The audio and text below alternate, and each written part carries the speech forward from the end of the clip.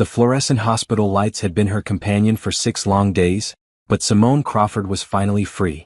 The doctors said she was healing remarkably well from her emergency appendectomy, well enough to go home a full day ahead of schedule. She clutched the discharge papers in her trembling hands as the taxi pulled into the circular driveway of their Potomac mansion, the sprawling estate that David had bought them 3 years ago when his tech company went public. "Keep the change," she whispered to the driver, handing him a $20 for the $12 fare. Her hands shook not from the pain medication but from excitement. She couldn't wait to surprise David and 7-year-old Destiny. She'd been texting David all morning about wanting to come home, but he'd insisted she stay the full week to be safe.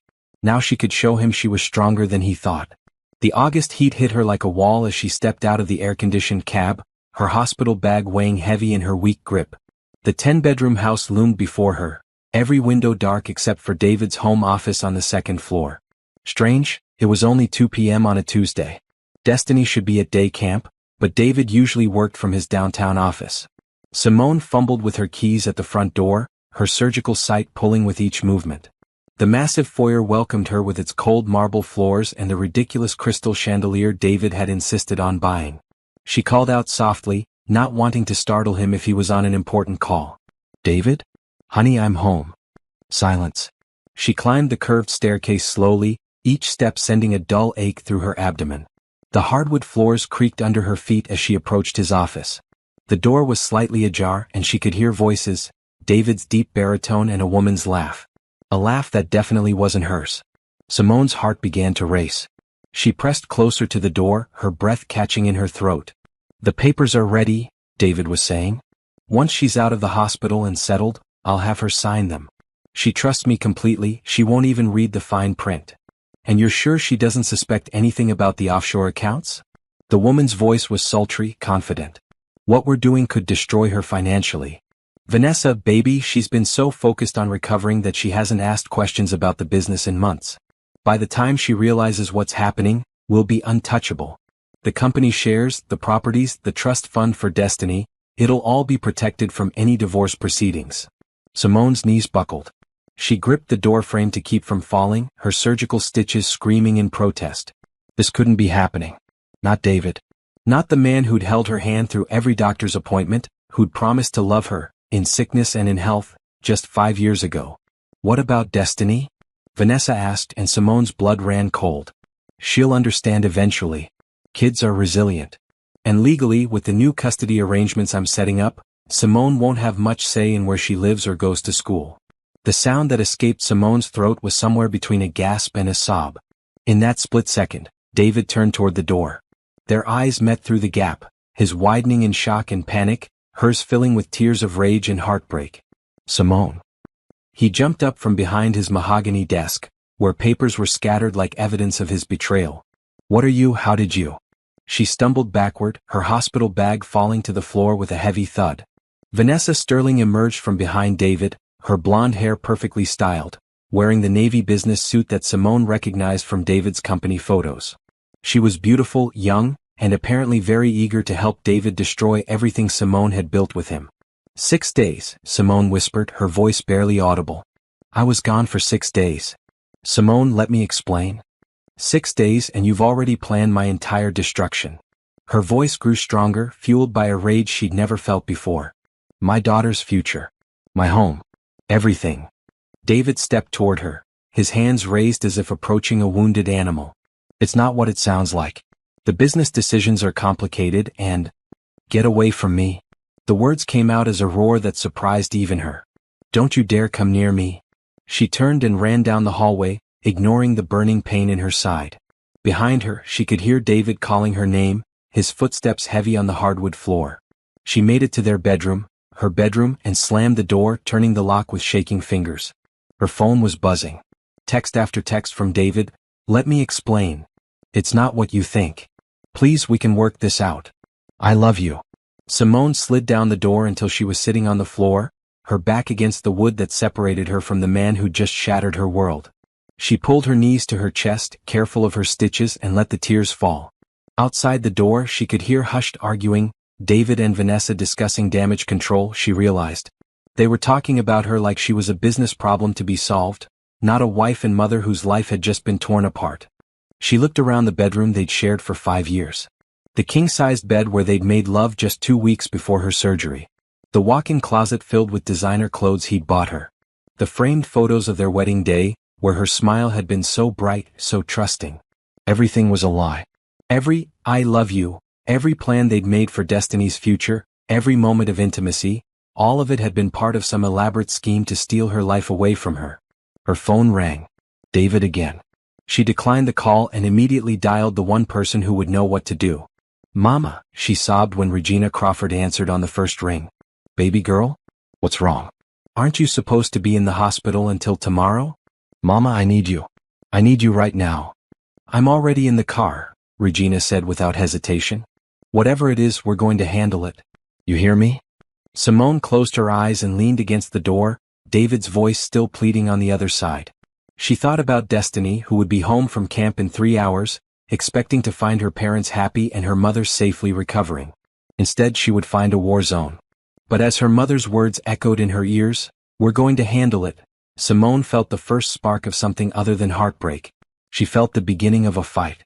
Regina Crawford burst through the front door like a force of nature. Her church dress wrinkled from the hour-long drive and her purse clutched like a weapon. At 58, she'd raised 4 children as a single mother while working double shifts as a registered nurse, and nothing, absolutely nothing, scared her when it came to protecting her family. "Where is he?" she demanded, finding Simone curled up on the living room sofa, still in her hospital clothes. "Upstairs in his office with her," Simone whispered. "They're probably planning their next move." Regina's jaw tightened. "Her? Vanessa Sterling. She works with David's company.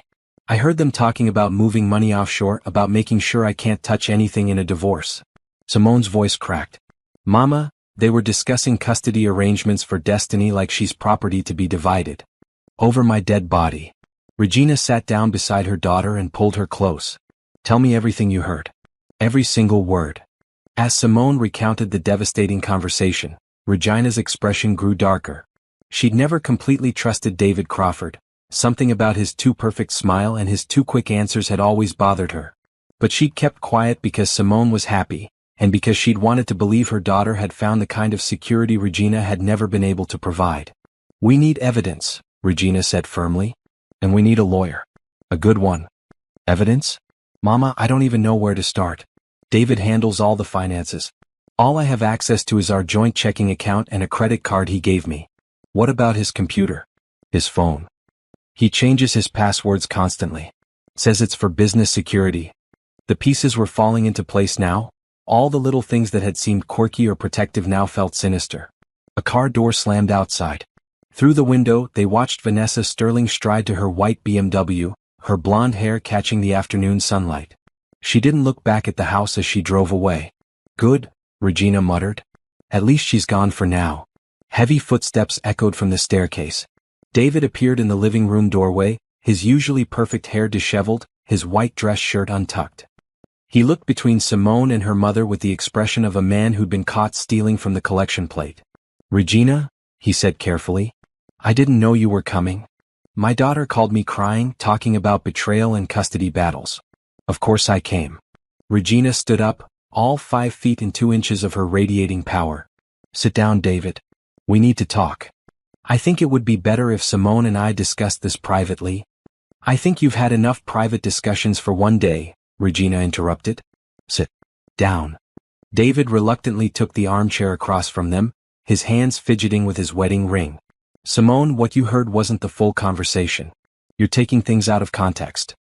"Then provide the context," Simone said, surprised by the steadiness of her own voice. "Explain to me why you and your business associate were discussing moving our assets offshore to protect them from divorce proceedings when we're not getting divorced. It's standard business planning. Explain why you're setting up custody arrangements for Destiny when there's no custody dispute." David's face flushed red. "You don't understand the complexities of wealth management. There are legal protections that need to be in place. For when you leave me?" Simone stood up, ignoring the sharp pain in her side. "Is that what you were protecting against? Your own planned betrayal?" "I never said anything about leaving you. But you were thinking it." The words hung in the air like smoke. "You and Vanessa were planning it." Regina watched this exchange with the sharp eyes of someone who'd seen enough liars in her 60 years to recognize one immediately. David, I'm going to ask you a direct question and I want a direct answer. Are you having an affair with that woman? The silence stretched for what felt like hours. David's mouth opened and closed like a fish gasping for air. Answer her, Simone whispered. It's complicated. It's a yes or no question, Regina pressed. Yes. The word fell from his lips like a stone. But it's not what you think. It started as a business relationship and things just developed. It doesn't change how I feel about you, Simone. It doesn't change our family. Simone felt something inside her chest crack open wider. Hearing him admit it was somehow worse than discovering it. How long? 6 months. 6 months. While she'd been planning Destiny's 8th birthday party. While she'd been talking about taking a family vacation to Disney World. While she'd been recovering from surgery, believing he was being supportive and loving. Get out, she said quietly. Simone, please. Get out of this house. Now. This is my house too. Legally. Legally, a lot of things are about to change, Regina interrupted, standing up and placing herself between David and Simone. I suggest you call yourself a lawyer's son because you're going to need one. David looked at Simone one last time, his expression a mixture of panic and frustration. I never wanted it to happen like this. I was trying to protect everyone. By destroying me? Simone's voice was barely a whisper, but it carried the weight of absolute disbelief. By planning to take my daughter away from me? I would never take Destiny away from you. That's exactly what you were planning. I heard you. David grabbed his keys from the side table, his movements sharp and angry. I'll be at the downtown condo. When you're ready to discuss this rationally like adults, call me. The front door slammed behind him with enough force to rattle the picture frames. Regina immediately pulled out her phone. I'm calling Patricia Barnes. She's a divorce attorney who goes to my church.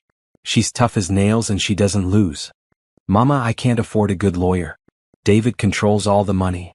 Honey, Patricia Barnes doesn't lose because she knows how to get her clients what they're owed. Don't worry about the money right now.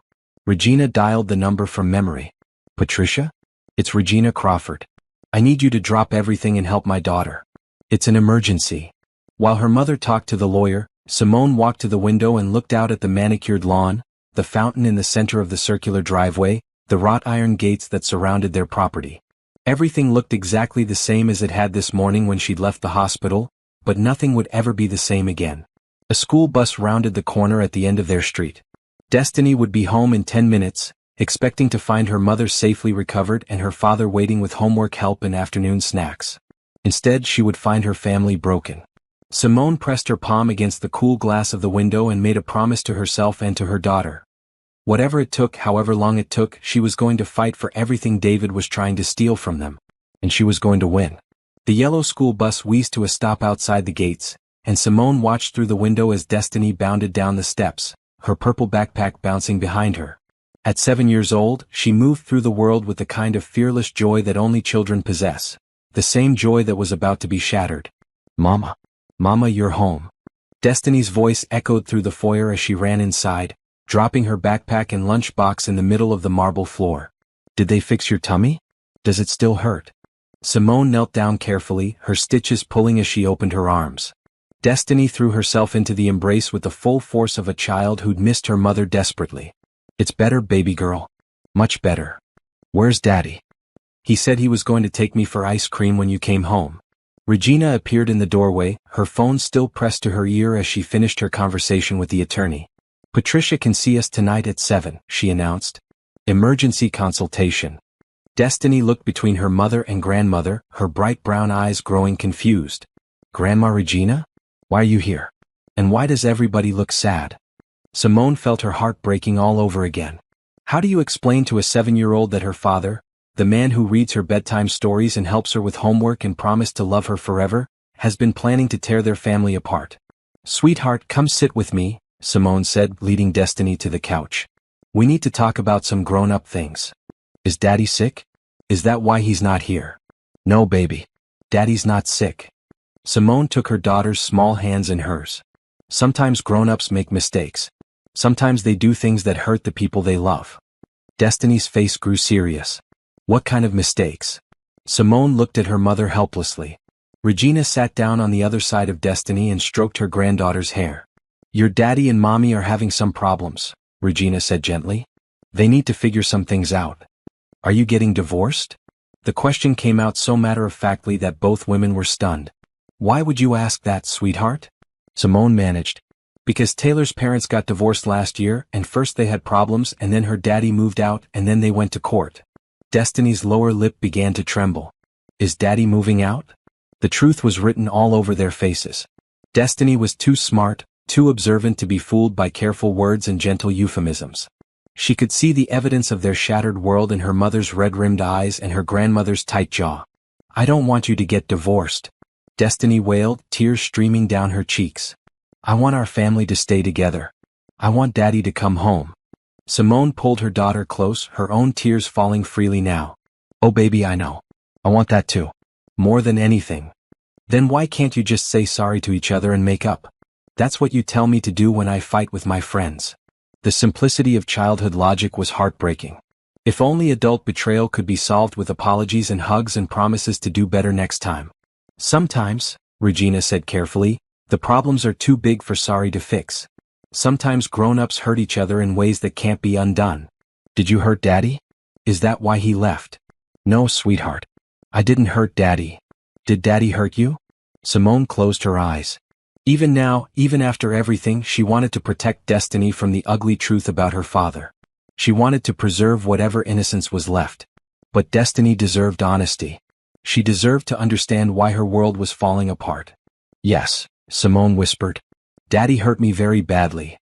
How? He broke promises he made to me. Important promises that families make to each other. Destiny was quiet for a long moment, processing this information with the seriousness of a child trying to understand adult pain. Will I still see daddy? Of course you will. No matter what happens between daddy and me, he will always be your father, and you will always be his little girl. But what if I don't want to see him? The question came out so quietly that Simone almost missed it. What do you mean, baby? If he hurt you, then he's not nice anymore. And I'm not supposed to spend time with people who aren't nice. Simone's heart broke a little more. Even at 7, Destiny understood the fundamental wrongness of what her father had done. She understood that hurting people you love has consequences. Daddy still loves you very much, Regina said. Even when grown-ups make bad choices with each other, they can still be good parents. But what if he hurts me too? The question hung in the air like a dark cloud. It was the fear Simone hadn't dared voice, the worry that David's capacity for deception and betrayal might extend to their daughter. What if the custody arrangements he'd been discussing weren't just about winning or control? What if they were about something worse? Baby girl, Simone said firmly, if anyone ever hurts you or makes you feel unsafe, you tell me immediately. Or Grandma Regina. Or any grown-up you trust. Do you understand? Destiny nodded solemnly. Are we going to be okay? Me and you? Yes, Simone said with more conviction than she felt. We're going to be more than okay. We're going to be strong and we're going to take care of each other, and we're going to build a beautiful life together. Will we have to move out of our house? Another question Simone couldn't answer with certainty. The house, the cars, the bank accounts, everything was in David's name or tied up in his business holdings. Legally, she might have no claim to any of it. I don't know yet, sweetheart. But wherever we live, as long as we're together, it will be home. Destiny seemed to accept this answer. She wiped her nose on her sleeve and looked at her grandmother. Grandma Regina, are you going to stay with us? As long as you need me, baby girl. Good. Because Mama's tummy still hurts and somebody needs to help take care of her. The role reversal was heartbreaking. A 7-year-old worried about taking care of her mother instead of the other way around. But it was also inspiring. Even in the midst of losing everything she'd known as stable and secure, Destiny's first instinct was to protect and care for the people she loved. If a 7-year-old could be that brave, Simone thought, then maybe she could find the courage to fight back against the man who'd tried to destroy them. The front door opened and David's voice echoed through the foyer. Destiny? Daddy's home. Destiny's body tensed in Simone's arms. For the first time in her young life, the sound of her father's voice didn't fill her with excitement. I don't want to see him right now, she whispered. Regina stood up like a soldier preparing for battle. You don't have to, sweetheart. Your mama and I will handle this. As David's footsteps approached the living room, Simone held her daughter closer and made another silent promise. Whatever happened next, Destiny would never again have to question whether the adults in her life would protect her. That was a promise she intended to keep. Patricia Barnes arrived at 7 o'clock sharp, carrying a leather briefcase that had seen more courtroom battles than most lawyers experience in a lifetime. She was a small woman with silver-streaked hair and eyes that missed nothing, the kind of attorney who looked like she could be someone's favorite aunt until she opened her mouth in court and destroyed opposing counsel. "Regina told me the basics over the phone," Patricia said, settling into the living room chair where David had sat hours earlier. "But I need to hear everything from you in your own words." Destiny had been tucked into bed with extra kisses and promises that everything would be okay. Now, with Regina taking notes on a legal pad, Simone recounted every detail of the conversation she'd overheard. "Offshore accounts," Patricia repeated, making notes of her own. "Custody arrangements being set up without your knowledge. Assets being moved to protect them from divorce proceedings. Did he use any specific names? Banks, legal firms, anything?" "He mentioned something about papers being ready for me to sign. And Vanessa, the woman, she seemed to know details about our financial situation that I don't even know." Patricia's pen stopped moving. "What do you mean?" "David's always handled all the finances. He says it's because the business is complicated, and he doesn't want me to worry about it. I have access to our joint checking account and one credit card, but that's it." "Do you know how much money your husband is worth?" Simone felt embarrassed admitting it. "Not exactly. I know his company went public 3 years ago, and he bought this house and the downtown condo afterward. But he always says the money is tied up in investments and business ventures. Mrs. Crawford, your husband's company, Crawford Technologies, is valued at approximately $1.2 billion. He personally owns 40% of the company, plus significant real estate holdings, investment portfolios, and what appears to be at least 3 offshore holding companies." The number was so large that Simone couldn't process it.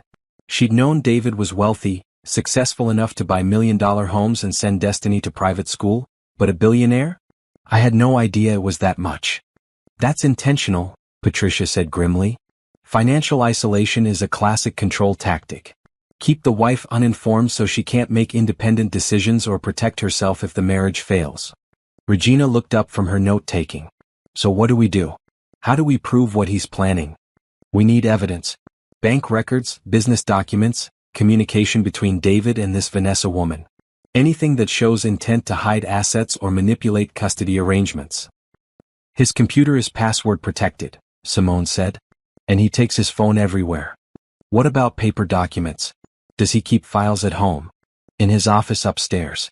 But it's always locked when he's not there." Patricia smiled for the first time since arriving. "Then it's a good thing he's not here." 10 minutes later, the 3 women stood outside David's home office. The door was indeed locked, but Regina had raised 4 children. She knew how to pick a simple interior door lock with a bobby pin and a credit card. "This feels like breaking and entering," Simone whispered. "It's your house too," Patricia said firmly. "And we're looking for evidence of financial fraud, which is a crime. If David has been hiding assets to avoid fair distribution in a divorce, that's illegal." The office was immaculate. Mahogany desk, leather chairs, floor-to-ceiling bookshelves filled with business journals and awards. A framed photo of David and Simone on their wedding day sat prominently on the desk, which felt like a cruel joke given the circumstances. Patricia went straight to the filing cabinets while Regina checked the desk drawers. Simone felt frozen, overwhelmed by the violation of being in her husband's private space without permission, even though he'd been violating her trust for months. "Simone, look at this," Regina called softly. On David's desk calendar, today's date was marked with a note. "S home from hospital VIP dinner 8 p.m. Vanessa's initials. He'd been planning to take his mistress to dinner on the same day his wife was supposed to be released from the hospital. "That's not even the worst part," Patricia said from across the room. She was holding a folder labeled, "Estate Planning Revised." Inside were legal documents dated 2 weeks ago, while Simone was having surgery. "In the event of dissolution of marriage," Patricia read aloud, "custody of minor child will default to father, with mother receiving supervised visitation pending psychological evaluation." Psychological evaluation? Simone's voice was barely a whisper. "Subject has history of emotional instability and may require extended mental health treatment to ensure fitness for parenting." Patricia's voice grew angrier with each word. "This is completely fabricated. There's no medical documentation to support any of this." "What emotional instability?" Regina demanded. "Simone's never even been to therapy." "That's the point," Patricia explained. David was creating a paper trail to make Simone look unfit. If he could establish a pattern of emotional problems, He could use it to justify taking primary custody. Simone sank into one of the leather chairs, her hands shaking. He was going to take Destiny away from me and make it look like it was for her own good. We need copies of everything, Patricia said, pulling out her phone to take pictures. Bank statements, business documents, correspondence, these custody papers, everything. They worked quickly and quietly, photographing document after document. Offshore account statements showing millions of dollars being moved to untraceable holdings. Business contracts that excluded Simone from any ownership despite her contributions to David's early career. Email printouts discussing neutralizing the wife's potential claims. The most damning evidence was a legal brief titled, Preemptive Custody Strategy, outlining a plan to have Simone committed for a psychiatric evaluation that would coincide with David filing for divorce and emergency custody. This is beyond betrayal, Regina said, her voice tight with rage. This is pure evil. It's also completely illegal, Patricia added. This constitutes fraud, manipulation of the legal system, and probably a dozen other crimes. As they finished gathering evidence, Simone felt something she hadn't expected, relief. Not because the situation was less devastating than she'd thought, but because now she understood the full scope of what she was fighting against. David hadn't just been having an affair. He'd been methodically planning to destroy her life, take her daughter, and leave her with nothing. He'd been preparing to have her declared mentally unfit based on lies and fabricated evidence. But now she had proof. Now she had weapons. What happens next? She asked Patricia.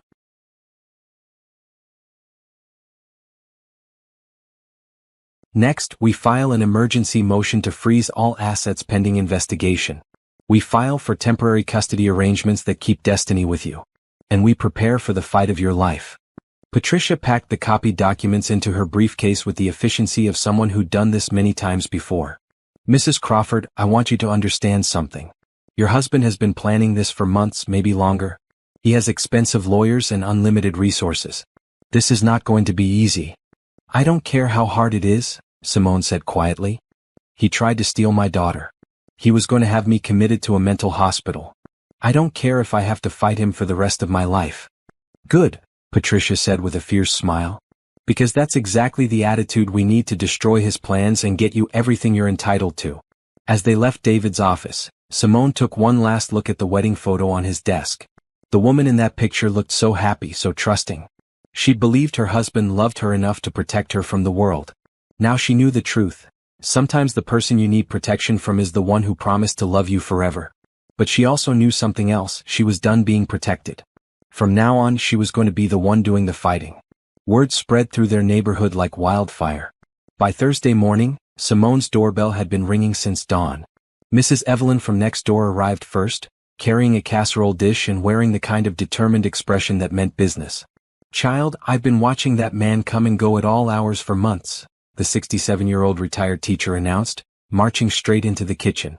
I knew something wasn't right when he started getting picked up by that fancy white car instead of driving his own Tesla. You saw Vanessa picking him up? Honey, I see everything that happens on this street. That woman's been coming around since before you went into the hospital. Sometimes she'd sit in her car for 20 minutes waiting for him. Mrs. Evelyn set the casserole on the counter with authority. I took pictures. Simone's heart leaped. Pictures? Baby girl, I was suspicious when a married man starts getting rides from a woman who isn't his wife. Especially when she's waiting outside while his family is home. Mrs. Evelyn pulled out her smartphone with the pride of someone who'd mastered technology later in life. Look here. The photos were time-stamped and clear. Vanessa's BMW parked outside their house on multiple occasions, David getting into the passenger seat, the two of them talking intimately through the car window. The most damning photo showed them kissing through the open driver's side window. Mrs. Evelyn, these are incredible. Can you send them to me? Already sent them to your mama's phone. And I called my nephew Jerome, he's a private investigator, told him to get over here and talk to you. Before Simone could respond, another car pulled into the driveway. Her phone buzzed with a text from an unknown number. This is Jerome Washington. And Evelyn called. On my way up. Jerome Washington looked nothing like his aunt, tall and serious where she was tiny and animated, but he carried himself with the same quiet authority. He listened intently as Simone explained the situation, occasionally asking clarifying questions that made her feel like he was building a case in his head. I can have a complete financial workup on your husband within 48 hours, he said, making notes in a small leather notebook. Bank records, business transactions, property holdings, communications with this Vanessa woman. If he's hiding assets, I'll find them. How much will this cost? I don't have access to. Don't worry about the money right now, Jerome interrupted. Aunt Evelyn explained the situation. We'll work something out. The doorbell rang again. This time it was Destiny's day camp counselor, Ashley, along with 2 other mothers from the program. We heard about what's happening, Ashley said quietly, mindful that Destiny was upstairs getting dressed for camp. We wanted you to know that if you need anything, rides for Destiny, someone to watch her after camp, meals, whatever, we're here. One of the mothers, Sarah, stepped forward. My ex-husband tried something similar when we divorced. Hiding money, threatening to take the kids. I have the name of a financial forensics expert who saved my life in court. The other mother, Lisa, handed Simone a business card. This is my therapist. She specializes in helping women through high-conflict divorces.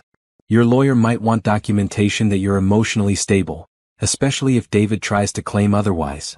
Simone felt overwhelmed by the sudden outpouring of support from people who barely knew her. I don't understand. Why are you all helping me? Because we've been where you are, Sarah said simply. And because what's happening to you could happen to any of us. Plus, Mrs. Evelyn added from the kitchen, that husband of yours has been acting like he's better than everyone else for years. Driving around in that fancy car, talking down to the landscaping crew, acting like this neighborhood wasn't good enough for him anymore. It's about time someone knocked him down a peg. Throughout the morning, more neighbors arrived. The woman from 3 houses down brought homemade bread and phone numbers for a tax attorney and a financial planner. The couple across the street offered to change their security camera angles to cover Simone's driveway in case David tried anything inappropriate. The teenage boy who walked dogs in the neighborhood volunteered to keep an eye on the house during his afternoon routes. By noon, Simone's kitchen looked like the command center for a small army. Business cards, phone numbers, casserole dishes, and legal documents covered every surface. Regina was coordinating the various offers of help while Jerome interviewed neighbors about David's recent behavior patterns. This is incredible, Simone told her mother. I had no idea all these people were paying attention. Honey, when a woman's world gets turned upside down, other women notice. We've all been in situations where we needed help, even if it wasn't as dramatic as yours. Patricia Barnes arrived for a lunch meeting and surveyed the scene with professional appreciation. This is exactly what we need, she told Simone. Community support, witnesses to David's behavior, financial experts, and documentation. David's counting on you being isolated and vulnerable. Instead, you've got an entire support network. I don't even know most of these people very well. That's what makes their testimony so powerful, Patricia explained. These aren't your close friends who might be seen as biased. These are objective neighbors who observed suspicious behavior and are willing to testify about it. Jerome approached them with his notebook full of new information. I've talked to 8 different neighbors. The pattern is clear. David's been acting secretive and suspicious for months. Late-night departures, unknown woman picking him up, phone calls taken outside on the lawn, packages being delivered to neighbors' houses and picked up later. Packages to neighbors' houses? Financial documents, according to Mrs. Chen from 2 doors down. David asked if he could have some business papers delivered to her address because he was having issues with his home mail. She thought it was odd but didn't want to be unfriendly. Patricia's eyes lit up. That's evidence of intentional deception. He was having documents sent elsewhere to keep them hidden from you. Mrs. Evelyn returned from the backyard, where she'd been giving Jerome a tour of her security camera positions. Child, I hate to interrupt, but that white BMW just pulled up to your gates. Everyone froze. Through the window, they could see Vanessa Sterling's car idling outside the property entrance, the driver clearly trying to see into the house. She's got some nerve, Regina muttered. Jerome was already moving toward the front door. I'm going to get pictures of her here, in case she tries to claim she's never been to the property. But Vanessa didn't get out of the car. After 2 minutes of surveillance, she drove away. She's checking to see if David's here, Patricia observed. Which means they don't have a way to communicate safely right now. That's good for us. It suggests panic on their part. The afternoon brought even more support. Destiny's 2nd grade teacher called to offer flexible scheduling if legal meetings interfered with school pickup. The owner of their local grocery store, a woman who'd built her business from nothing after her own difficult divorce, stopped by with gift cards and contact information for a financial recovery specialist. Most surprisingly, David's own cousin Marcus called. Simone almost didn't answer the phone, expecting it to be another uncomfortable conversation with one of David's relatives taking his side. Instead, Marcus said, "Simone, I heard what happened. I want you to know that some of us have been worried about David's behavior for a while. If you need someone from his family to testify about character issues or concerning changes in his personality, I'm willing to do that." Marcus, thank you. But won't that cause problems with your family? Honestly, David's caused problems with the family all by himself. Ever since his company went public, he's been different. Secretive, arrogant, cutting people off. We've been watching him become someone we don't recognize. By evening, when the last neighbor had left and Jerome had finished his preliminary investigation, Simone felt something she hadn't experienced in days: hope. She wasn't alone. She wasn't powerless. And David's careful plans to isolate and destroy her were crumbling before they'd even been fully implemented. "Tomorrow," Patricia announced, packing up her papers, "we file our paperwork. Emergency asset freeze, temporary custody arrangements, and a request for full financial discovery. By Monday morning, David Crawford is going to realize he seriously underestimated who he was messing with." As Simone tucked Destiny into bed that night, her daughter asked, "Mama, who were all those people today?" "Friends, baby girl. People who want to help us. I'm glad we have so many friends. Daddy doesn't have very many friends anymore." The observation was startling in its accuracy. David had systematically alienated himself from family and neighbors in pursuit of his secret plans.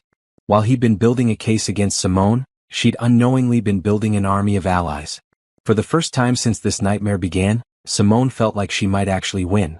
Friday morning arrived with the sound of legal papers being served. Simone watched through the window as a process server approached David's downtown condo, knowing that in a few minutes, her husband would discover that his carefully laid plans had been shattered overnight. Patricia had worked until midnight filing emergency motions with the court. By 9 a.m., David would be legally prevented from moving any assets, changing beneficiaries on any accounts, or altering custody arrangements for Destiny.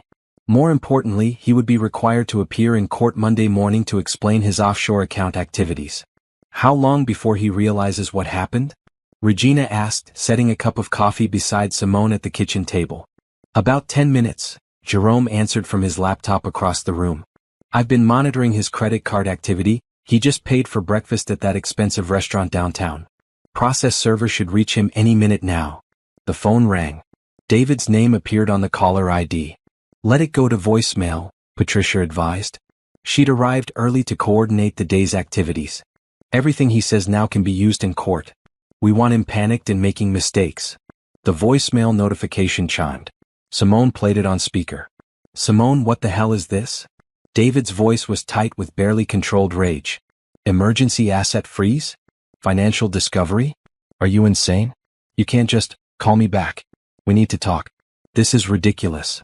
He called 4 more times in the next hour, each message angrier than the last. By the 5th call, he'd moved from anger to threats. "You have no idea what you're doing," his voice snarled through the speaker. "I have the best lawyers in the city. I will destroy you in court. And Destiny will understand what kind of mother you really are when this is over." Patricia smiled grimly. "Perfect. Threatening messages are exactly what we need to establish his character." Jerome looked up from his computer screen. "We just got confirmation that 3 offshore accounts have been frozen by federal banking authorities. Your husband is about to discover that moving money internationally without proper documentation is a very serious crime." Simone felt a mix of satisfaction and terror. This was really happening. There was no going back now. The house phone rang. A number she didn't recognize. "Mrs. Crawford?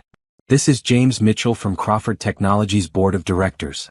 I need to speak with you urgently about your husband's business activities." Patricia nodded for Simone to take the call. "Mr. Mitchell, what can I do for you?" "Mrs. Crawford, the board has become aware of some irregularities in David's recent financial transactions. Federal investigators contacted us this morning about offshore account activities that weren't disclosed to the board or to company shareholders." Simone's heart raced. Federal investigators? When assets are moved offshore without proper documentation, especially in amounts exceeding $10 million, it triggers automatic federal oversight. "Mrs. Crawford, we need to know, were you aware of your husband's international financial activities?" "I had no idea. I just discovered the offshore accounts yesterday." "Mrs. Crawford, I'm going to be frank with you.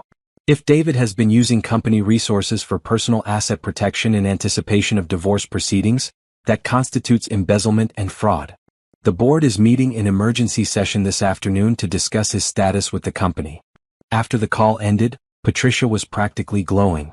This is better than I could have hoped. David's not just facing divorce proceedings, he's facing federal investigation and potential criminal charges. What does this mean for Destiny and me? It means David's plans to control the divorce proceedings through financial manipulation have completely backfired. He's now fighting for his own freedom, not just his assets. Jerome's phone buzzed. Vanessa Sterling just made a very interesting call to her attorney. My contact at the phone company confirmed she's seeking immunity in exchange for testimony about David's financial activities. She's turning on him? Looks like it. When federal investigators get involved, people start looking out for themselves very quickly.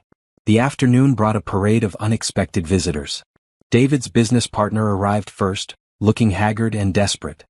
Simone, I need to know what David told you about the Cayman Islands accounts, he said without preamble. The SEC is asking questions I can't answer. I don't know anything about Cayman Islands accounts. He never mentioned moving company funds offshore for tax purposes? David never discussed business with me. He said it was too complicated for me to understand. The man's face went pale. Jesus Christ. He's been forging your signature on authorization documents for months. The investigators are going to think you were part of the scheme. Patricia immediately intervened. My client had no knowledge of any financial irregularities. Any documents bearing her signature were signed without her understanding of their true purpose. After David's business partner left, Jerome pulled Simone aside. I need to show you something, but it's going to be difficult to see. He opened his laptop to a folder labeled Surveillance Photos. The images showed David and Vanessa at restaurants, hotels, and business meetings over the past 6 months. But the most shocking photos were from a real estate office. They've been looking at properties together, Jerome explained. Houses in countries that don't have extradition treaties with the United States. David's been planning an exit strategy in case his financial schemes were discovered. He was going to leave the country? With Vanessa, with millions in untraceable offshore funds, and potentially with Destiny if his custody plans had worked. The magnitude of David's betrayal kept expanding. This wasn't just about an affair or even financial deception. This was about a man who'd been systematically planning to steal everything, including their daughter, and disappear to a place where law enforcement couldn't touch him. Simone's phone buzzed with a text from an unknown number. This is Vanessa. We need to talk. There are things about David you don't know. Meet me at the Starbucks on Connecticut Avenue in 1 hour. Come alone. Patricia read the message and shook her head. Absolutely not. This could be a trap. Or it could be our chance to get inside information, Jerome countered. If she's really trying to save herself, she might give us everything we need to destroy David's remaining credibility. It's too dangerous. I'll go with surveillance, Jerome suggested. Simone meets with her while I monitor from nearby. If anything feels wrong, we abort. An hour later, Simone sat across from Vanessa Sterling in a busy Starbucks, studying the woman who'd helped plan her destruction. Up close, Vanessa looked younger than her 28 years and terrified. David's going to blame everything on me, Vanessa said without preamble. The offshore accounts, the custody plans, even the affair. He's already told his lawyers that I manipulated him into all of it. Did you? Are you kidding? I'm a junior associate at his consulting firm. David Crawford is worth over $1 billion. Who do you think had the power in our relationship? Vanessa pulled out a manila envelope. These are copies of documents David had me prepare. Financial transfers, custody applications, even a psychiatric evaluation request form with your name already filled in. Simone's hands shook as she reviewed the papers. Everything was worse than they'd discovered the night before. David hadn't just been planning to have her committed. He'd been planning to have her declared incompetent so he could gain control of any assets that might be awarded to her in the divorce. Why are you telling me this? Because federal investigators interviewed me this morning, and they made it clear that I can either cooperate with their investigation or become a co-defendant in a fraud case that could send me to prison for 20 years. Vanessa's voice was barely above a whisper. David convinced me that you were mentally unstable, that you were a threat to Destiny's welfare, that he was protecting his family. I believed him because I wanted to believe him. And now I realize that David Crawford is a sociopath who uses people until they're no longer useful, then discards them. I don't want to be discarded in a federal prison. The meeting lasted 30 minutes. By the end, Simone had documents that proved David's criminal intent beyond any reasonable doubt. More importantly, she had a witness who was willing to testify about every aspect of his deception. As they prepared to leave, Vanessa made one final confession. There's something else you should know. David's been planning this for over a year. Long before he met me. He's done this before. What do you mean? His first wife. The one who supposedly died in a car accident? She was planning to leave him. She discovered he was stealing money from his first company. The accident happened the day before she was supposed to meet with investigators. The words hit Simone like a physical blow. David's first wife, Sarah, had been killed in a late-night crash on a deserted highway 5 years ago. David had grieved appropriately, spoke of her lovingly, even kept her picture in his office. Simone had never questioned the story. Are you saying he killed her? I'm saying the timing was very convenient. And I'm saying David Crawford will do anything to protect himself and his money, including destroying anyone who threatens him. As Simone walked back to her car, her entire worldview shifted again. She wasn't just fighting for her assets and custody of Destiny. She was fighting for their lives. The man she'd married, the father of her child, might be a murderer. The emergency meeting convened at Patricia's law office at 8 o'clock that evening. In addition to Simone, Regina, and Patricia, Jerome had brought his contact from the FBI Financial Crimes Unit, Agent Sarah Kim, who'd been tracking suspicious offshore activity for months. Mrs. Crawford, Agent Kim began, spreading files across the conference table. Your husband has been under federal surveillance since January. We've been building a case against him for financial fraud, tax evasion, and money laundering. Simone felt the room spinning. Since January? But his affair with Vanessa only started 6 months ago. The financial crimes started much earlier, Agent Kim explained.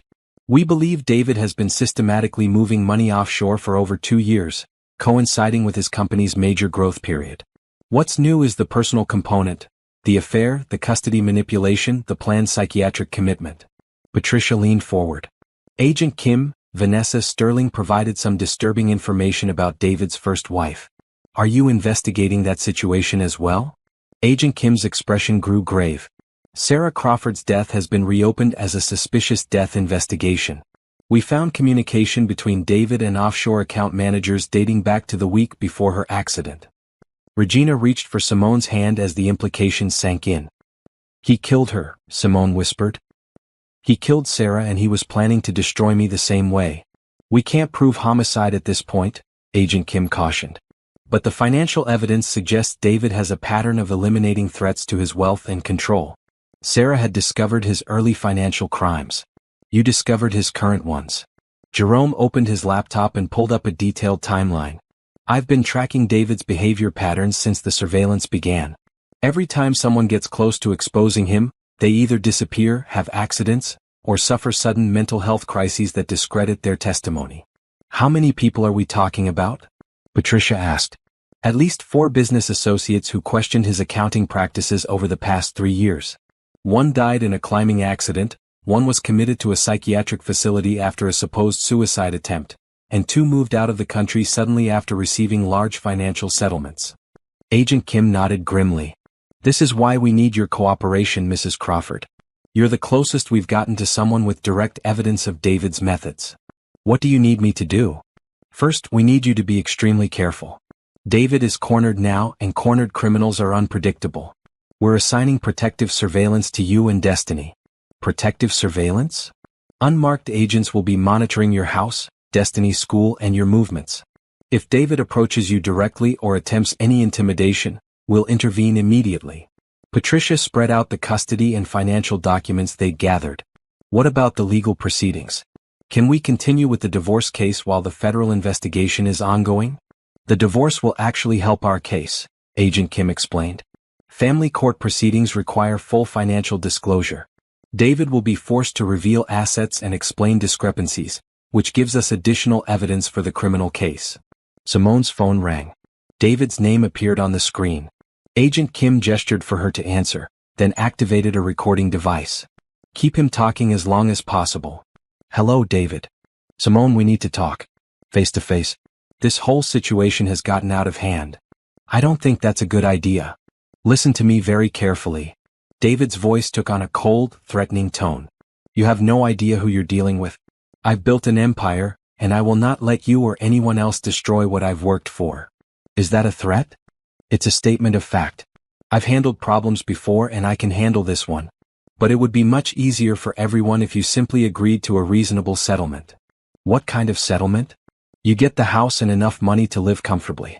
I get primary custody of Destiny and control of all business assets.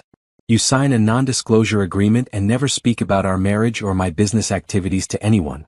Agent Kim was frantically taking notes, circling phrases like, handled problems before, and much easier for everyone. And if I don't agree? The pause was long and chilling. Then you'll discover that sometimes people who cause problems for me tend to have problems of their own. Serious problems.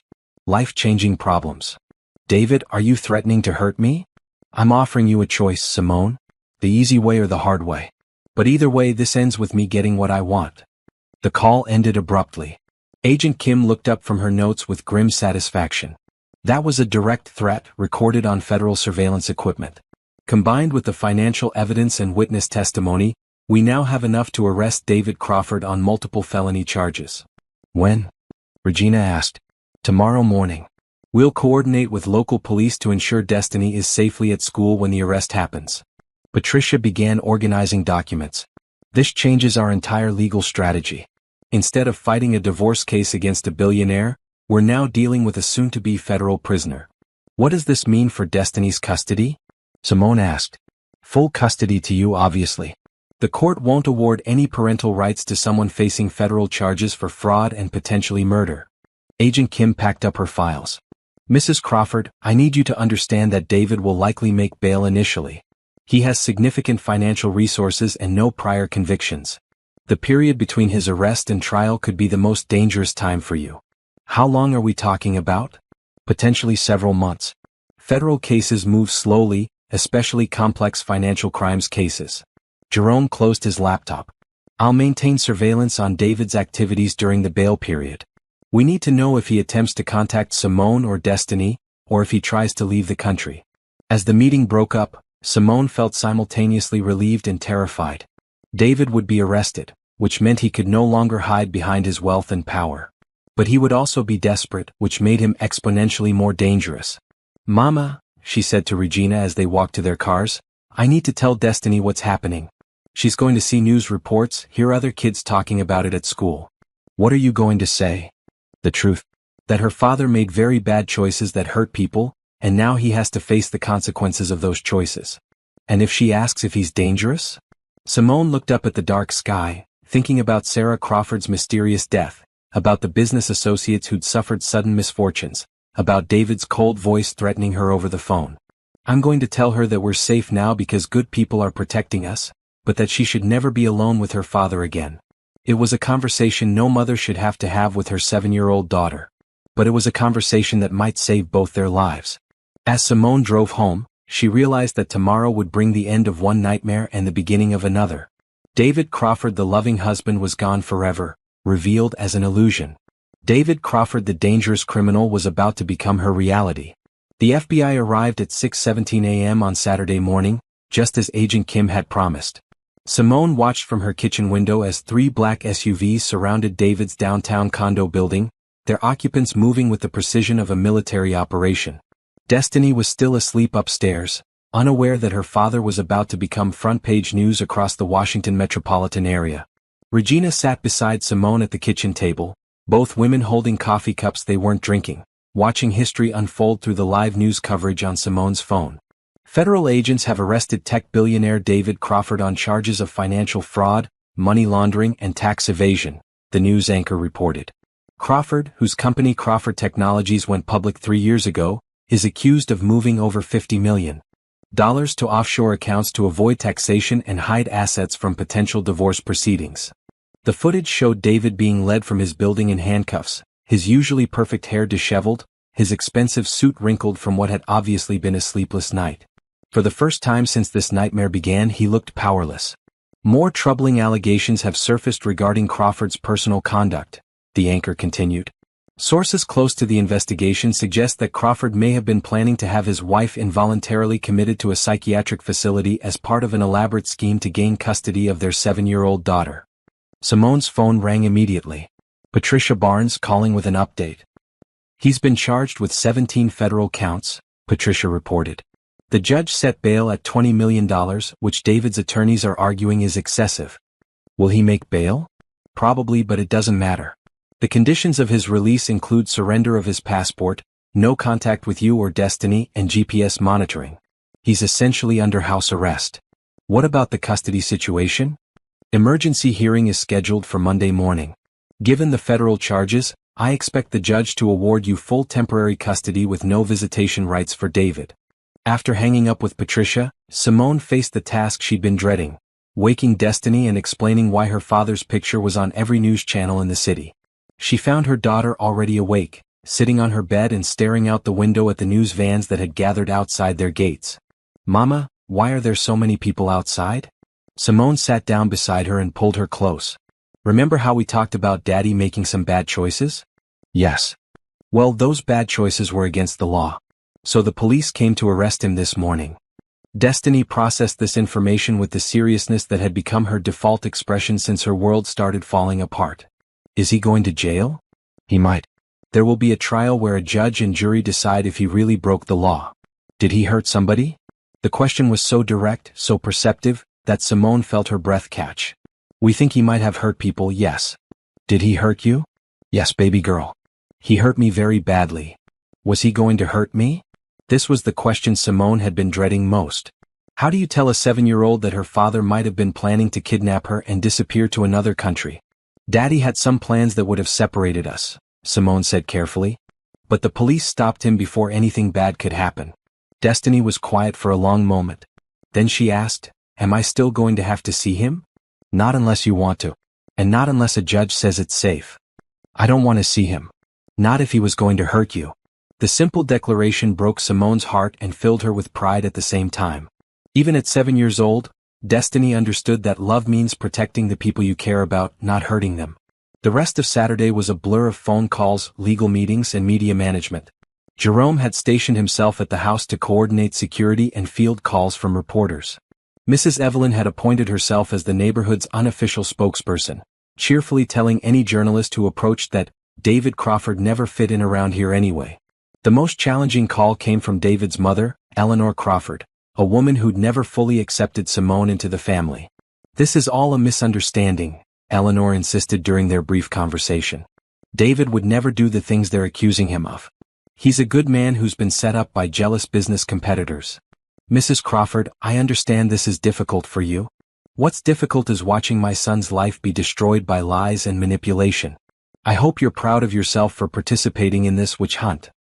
The call ended with Eleanor's threat to sue for grandparental visitation rights, which Patricia immediately dismissed as an empty threat from a woman in denial about her son's true character. By evening, the media circus had died down enough for Simone to take a walk around their neighborhood with Destiny. The little girl held her mother's hand tightly as they passed the houses where their neighbors had offered so much support over the past week. "Mama, are we going to be okay?" Destiny asked as they paused by the fountain in their front yard. "We're going to be better than okay," Simone replied, and for the first time she truly believed it. "We're going to be free." As they walked back toward the house, Simone's phone buzzed with a text from an unknown number. "Saw the news. Proud of you for fighting back. Call me when you're ready to talk about the future. Jamal." Jamal Brooks. Her college friend who'd become a successful architect, who'd had a crush on her before she'd met David, who'd sent a congratulations card when Destiny was born and had always stayed in polite touch through social media. For the first time in days, Simone smiled about something that had nothing to do with legal victories or David's downfall. Maybe there really could be a future after all of this was over. Maybe there could be happiness again. "Who was that?" Destiny asked, noticing her mother's expression. "An old friend. Someone I haven't talked to in a long time." "Are you going to call him back?" "Maybe. Someday soon." As they reached their front door, Simone realized that David's arrest wasn't just the end of his ability to hurt them. It was the beginning of their ability to imagine a life beyond survival. For the first time in years, the future felt full of possibilities instead of threats. Sunday morning brought news that David had made bail and was confined to his downtown condo under electronic monitoring. But it also brought something unexpected. A letter from Vanessa Sterling. "I know you have no reason to trust me," the letter read, but I wanted you to know that I'm testifying against David in exchange for immunity. I'm also leaving the country for my own safety once the trial is over. I'm sorry for my part in almost destroying your life. You deserved so much better than what both of us put you through." Attached to the letter was a flash drive containing every communication she'd ever had with David, including recorded phone calls where he discussed his plans for Simone and Destiny in disturbing detail. As Simone listened to her husband's voice planning her destruction with casual indifference, she felt the last vestiges of love and trust finally die.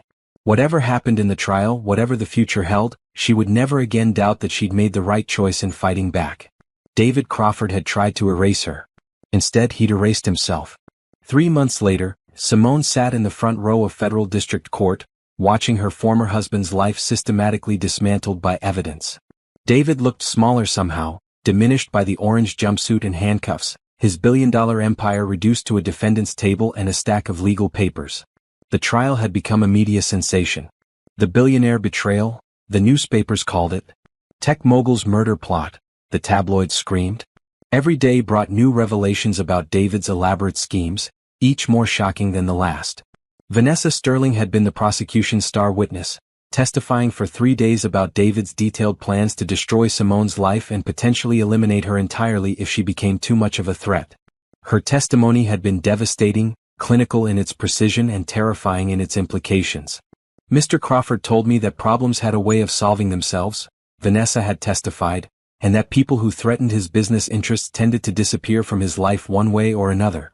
The prosecutor had then presented evidence linking David to the suspicious deaths or disappearances of 4 other people who'd posed financial or legal threats to him over the past 5 years. Sarah Crawford's car accident was the most damning evidence. Investigators had found that the brakes had been tampered with, and David's cell phone data showed he'd been in the area of the crash site just hours before it happened. "The defendant has a pattern," the prosecutor told the jury during closing arguments. "When David Crawford can't control a situation through money or manipulation, he eliminates the problem permanently." His wife Simone was next on that list.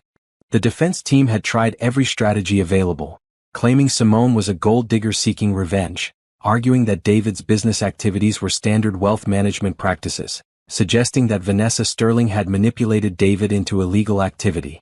None of it stuck. The evidence was too overwhelming. The paper trail too clear. The witness testimony too consistent. On the 5th day of deliberation, the jury returned with guilty verdicts on all 17 federal charges. Money laundering, tax evasion, fraud, conspiracy, and most importantly, conspiracy to commit murder in the death of Sarah Crawford.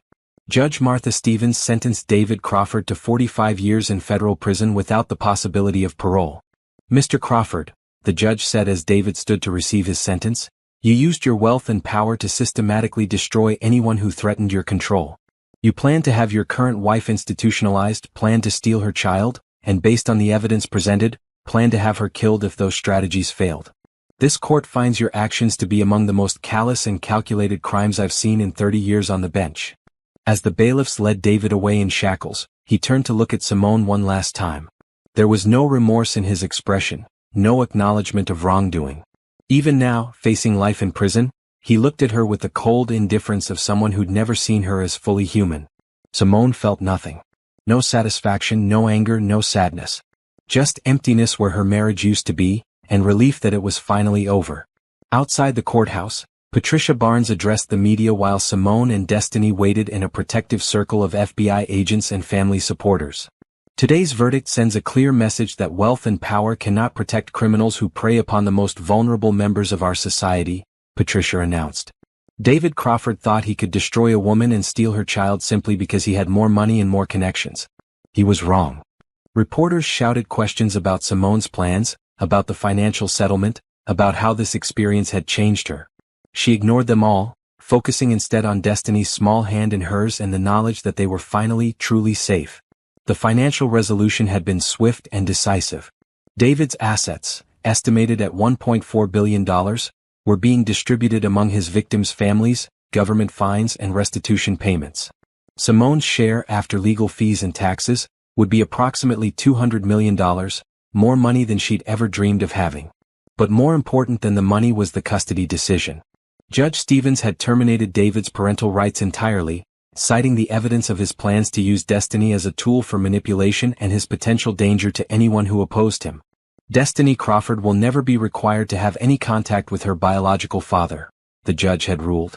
This court finds that David Crawford poses a continuing threat to both the child and her mother, and that termination of parental rights is necessary to protect them.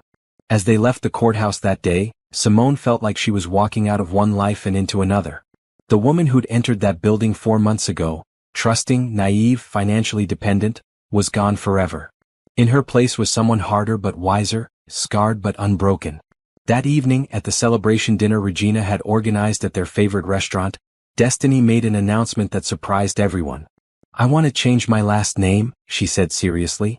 "I don't want to be a Crawford anymore. I want to be a Washington like Grandma Regina." "Sweetheart," Simone said gently, "you don't have to make that decision right now. It's a big change. I already decided. Crawford was Daddy's name and he was bad. Washington is your real name and Grandma's name and our family's name." The simple logic was unassailable. 2 weeks later, Destiny Washington started 3rd grade at a new private school where no one knew her history, where she could be just another 8-year-old girl whose biggest worry was whether she'd remember to pack her lunch. On the first day of school, as Simone watched her daughter walk confidently into her new classroom, she thought about how much they'd both changed since that terrible afternoon when she'd come home from the hospital early. They were different people now. Stronger people. Free people. The nightmare was over. Their real life was about to begin.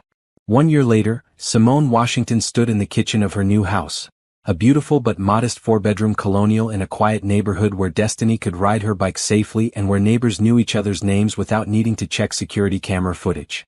She was making pancakes on a Saturday morning, something she'd never had time for during her marriage to David, when her phone rang. Jamal's name appeared on the screen and she smiled before answering. "Good morning," she said, flipping a pancake with one hand while holding the phone with the other. "Good morning, beautiful. How's my favorite architect's client doing today?" "Your client is doing very well, thank you." Although she's wondering if her architect has any plans to stop by and inspect his work today. "Funny you should mention that. I happen to be in the neighborhood with coffee and donuts from that place Destiny loves." Through the window, Simone could see Jamal's truck pulling into the driveway, and her heart did the little skip it had been doing for months whenever she saw him. Their relationship had developed slowly, carefully, with the deliberation of 2 adults who understood that trust was something precious that shouldn't be rushed. He'd been there through the trial, sitting in the back of the courtroom on the hardest days, never pushing for more than she was ready to give. He'd helped her house hunt when she decided to leave the Potomac mansion and all its memories behind. He designed the playroom where Destiny now hosted sleepovers with friends who knew nothing about billionaire fathers or federal trials. Most importantly, he'd shown Destiny what a good man looked like. Someone who kept promises, who treated women with respect, who solved problems with conversation rather than manipulation or threats. "Jamal's here."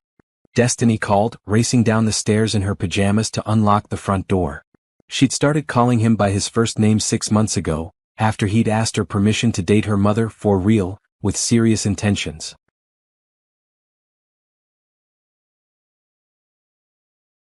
"Morning, sunshine," Jamal said, lifting Destiny in a hug that made her giggle. "I brought those chocolate donuts you like." "The ones with sprinkles?" "The ones with sprinkles." As they settled around the kitchen table, a comfortable lived-in table that bore the scars of homework sessions and art projects, Simone felt the deep contentment that had taken months to develop. This wasn't the desperate happiness of someone trying to forget trauma. It was the steady joy of someone who'd built a real life on solid foundations. "Mama," Destiny said, her mouth full of donut, "can I tell you something?" "Always, baby girl." "I'm glad Daddy went to prison." The statement was delivered with the matter-of-fact tone that 8-year-olds used for observations about weather or school lunch preferences. Simone and Jamal exchanged glances over her head. "Why's that, sweetheart?" "Because if he hadn't gone to prison, we wouldn't have this house and I wouldn't have my new school, and you wouldn't have met Jamal again and Grandma Regina wouldn't live down the street." Destiny ticked off the reasons on her fingers. "Also, I wouldn't have gotten to see him cry when the judge said he was bad." Simone had thought Destiny was too young to fully understand David's sentencing hearing, but clearly she'd absorbed more than anyone realized. "Do you miss him at all?" Jamal asked gently. Destiny considered this seriously. "I miss the daddy I thought he was. But that daddy wasn't real. He was just pretending. I don't miss the real daddy because the real daddy was scary. The conversation was interrupted by a knock at the front door. Simone opened it to find Mrs. Evelyn holding a covered dish and wearing the broad smile that meant she had gossip to share. "Child, I brought you some of my famous cornbread and I have news," the older woman announced, making herself at home at the kitchen table. "That fancy house where you used to live? The bank finally sold it." "Oh." Simone wasn't sure she wanted to know who'd bought the place where her marriage had died. "Bought by a nice family from Atlanta. The wife is a doctor, husband teaches at Georgetown. They have 3 children and 2 dogs." Mrs. Evelyn accepted a cup of coffee from Jamal with the ease of someone who'd appointed herself honorary grandmother to their household. "They asked the neighbors about the history, about what happened there." "What did you tell them?" "I told them that house needed a family that would fill it with love instead of secrets. I told them that good people could change the energy of a place, make it clean again." It was exactly what Mrs. Evelyn would say, practical wisdom wrapped in kindness. Simone felt a weight lift that she hadn't realized she'd been carrying. The house where David had planned her destruction would become a home where children played safely and parents loved each other honestly. After Mrs. Evelyn left with promises to babysit any time they needed her, Simone found herself alone in the kitchen with Jamal while Destiny watched cartoons in the living room. "I have something to tell you," Jamal said, his expression suddenly serious. Simone's chest tightened. After David, serious conversations still triggered her anxiety response. "What is it?" "I love you," he said simply. "I love you and I love Destiny and I love the life we're building together. And I want to ask you something important, but I want to make sure you're ready to hear it." "What kind of question?" "The kind that involves jewelry and knee-bending and promises about the future." Simone's heart stopped, then started again at double speed. "Jamal? I'm not asking today," he said quickly. "I'm just letting you know that I'm thinking about asking. Someday soon. When you're ready. If you're ever ready." She looked at this man who'd waited patiently while she rebuilt herself from the ground up, who'd never once pushed her to move faster than she was comfortable with, who'd shown her what love looked like when it was offered freely instead of used as a weapon. "I might be ready sooner than you think," she said softly. Yeah. Later that evening, after Jamal had gone home and Destiny was asleep, Simone sat in her study, a small room lined with books and plants where she'd been writing her memoir about surviving financial abuse and recovering from betrayal. The book would be published next year, with proceeds going to help other women escape dangerous marriages.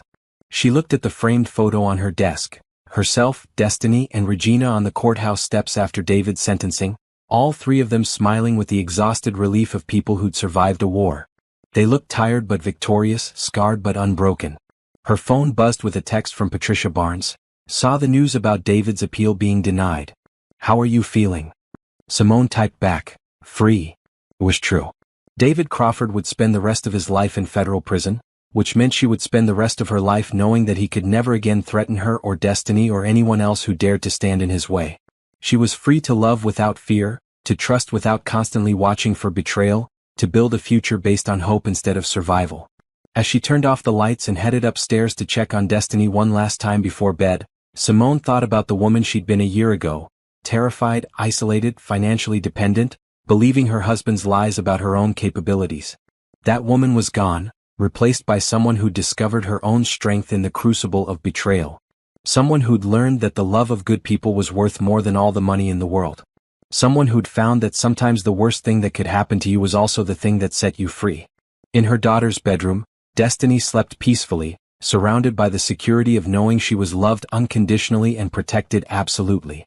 On her nightstand was a photo of herself with Simone and Jamal at the zoo last weekend, all 3 of them laughing at something the sea lions had done.